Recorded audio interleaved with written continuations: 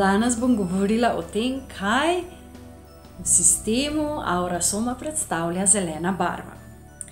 Zelena pomirja in predvsem odpira srce in nudi podporo v vseh zadevah srca. Se pravi, povezuje nas z našo osebno notranjo resnico.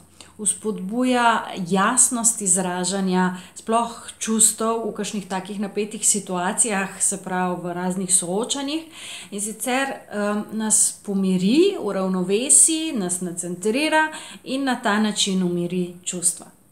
Lahko nam zelena pomaga tudi vzpostaviti en tak globok stik z naravo, še posebej z drevesi. Namreč zelena barva je simbol narave, te življenjske sile našega planeta, in ta planet se je odel v zeleno rastlinsko odejo.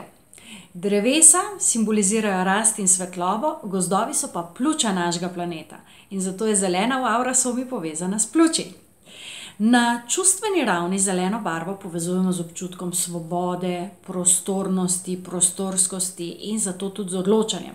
Namreč, če imamo dovolj prostora, se lažje odločamo. Saj veste, ker rečemo, da nas nekdo duši, da rabimo zadihati.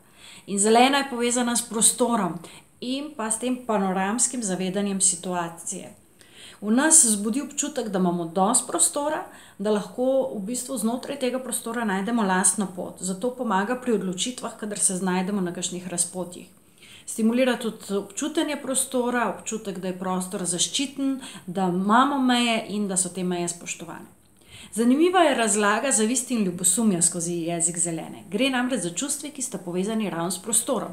Zavist se pojavi, ko želimo biti na prostoru nekoga drugega, ljubosumje pa, ko nas je strah, da bo nekdo drug zavzel naš prostor. In zeleno so povezani tudi skriti strahovi. Še posebej tisti vezani na prostor, se pravi recimo klaustrofobija, ki je strah pred zaprtimi prostori, in pa agorafobija, ki je strah pred odprtimi prostori. Tako da srce in pa osebna čustva so stvar srčne čakre. V angleščini je čustvo emotion, torej energy in motion, energija v gibanju. To pa se dogaja v odnosu z osebami in pa z situacijami okrog nas. In sprejemanje in pa dajanje sta tudi stvar zelene. Na duhovni ravni je pomen, ki ga prinaša zelena frekvenca, povezan z regeneracijo, sinhronicitetami, se pravi to, da smo v pravem času na pravem mestu in z iskanjem resnice srca. In tukaj govorimo o tej subjektivni resnici, osebni resnici vsakega posameznika. In zelena predstavlja iskanje te osebne resnice. Zelena je povezana tudi z zakonom karme oziroma z razumevanjem zakona karme. Ker kar sejemo, to žanjemo. V vsakem trenutku se odločamo, kaj bomo sejali, in hkrati obiramo sadove preteklih dejanj. In naše odločitve odločajo o tem, kakšen bo naš naslednji trenutek. In ko razumemo, ko smo zavestni svojih odločitev in dejanj, ki temu sledijo, nas ta možnost zavestne izbire osvobodi. Zdaj, astrološko je zelena povezana z znamenjem tehtnice in pa 7. hišo, ki je hiša odnosov. Tako da, če pogledamo, kaj v tem jeziku pomeni ekvilibrium steklenička 10, to je zelena, ki nosi ime pojdi in objemi drevo. Drevo pa predstavlja časovne cikle, ki se beležijo v njegovem deblu in je tako zelo povezan s tem arhetipom kolesa sreče v tarotu. Kolo sreče pa je arhetip cikličnosti in vzroka in posledice, to, čemu rečemo karma. Tako da ta steklenička je povezana s srčno čakro. In ko smo v stiku s srcem, nam to omogoči, da pogledamo na situacijo z različnih vidikov in se lažje odločimo za pravo delovanje. In tudi ta zmožnost vživljanja v drugačno perspektivo je del empatije, ki jo ta steklenička pomaga razvijati. Tako lahko postavimo svoj osebni prostor in pa hkrati tudi drugim držimo prostor, znotraj katerega oni najdejo svojo smer in pa svojo resnico. Tako da številka 10, tale zelena, pomaga, da prepoznate svoj prostor, postavite meje in hkrati začutite tudi meje drugih.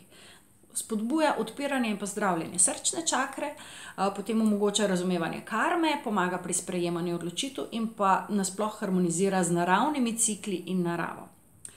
Tako da dodatne informacije o ekvilibrium steklenički 10 najdete na spletni strani Lekarne za dušo. In tukaj vidite še nekatere druge stekleničke, ki vsebujejo zeleno barvo v kombinaciji z različnimi barvami. Vsaka med njimi ima svojo razlago in ta se razlikuje tudi glede na to, a je barva zgoraj, a je spodaj, a se je kaj spremenila, kakšna barva nastane, ker se te dve zgornji in spodnji del, ko se zmešata.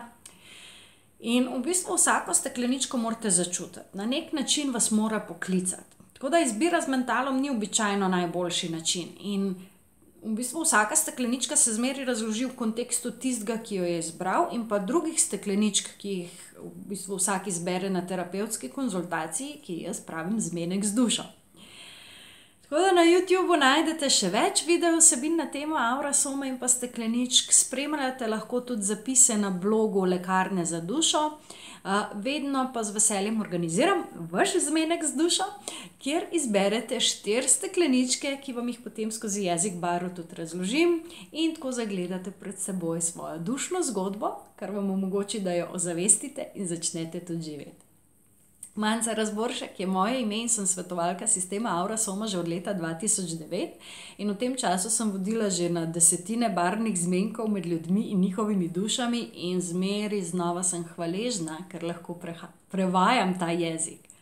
V spletni Lekarni za dušo najdete tudi kontakte, kjer me lahko dosežete. Na tem istem naslovu Lekarna za dušo pa lahko vse izdelke Aurasome tudi naročite. Tako da upam, da sem vam odkrila en nov pogled na zeleno barvo, da boste mogoče drugače kakšno stvar pogledali z drugega zornega kota, se mogoče takrat sami odeli v zeleno barvo ali pa si jo privoščili v tekoči obliki v teh čudovitih frekvencah. En čudovit pozdrav svetlobe in se vidimo. Čau, čau.